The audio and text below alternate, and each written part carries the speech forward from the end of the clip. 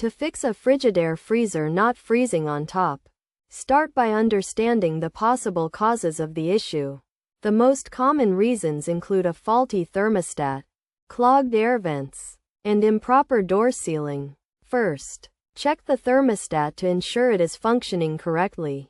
If the thermostat is not working, replace it with a new one. Next, inspect the air vents for any blockages, such as ice or food particles, and clean them out if necessary. Another key factor is the door seal. Check the door seal for any signs of wear or damage and replace it if necessary.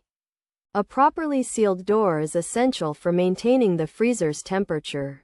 Additionally, check the freezer's temperature setting to ensure it is set correctly. The ideal temperature for a freezer is between 0 and 5 degrees Fahrenheit.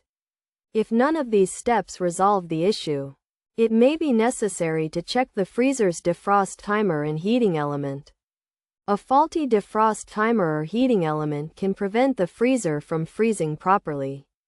In some cases, the issue may be caused by a more complex problem, such as a faulty compressor or refrigerant leak.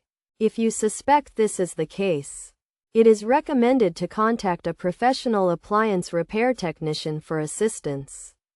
By following these steps, you should be able to identify and fix the issue with your Frigidaire freezer not freezing on top. Regular maintenance, such as cleaning the air vents and checking the door seal, can also help prevent this issue from occurring in the future.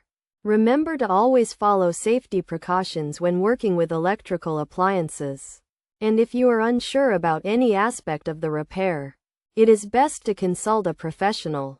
By taking the time to understand the possible causes of the issue and following the steps outlined, you can get your Frigidaire freezer working properly again and keep your food frozen and safe to eat.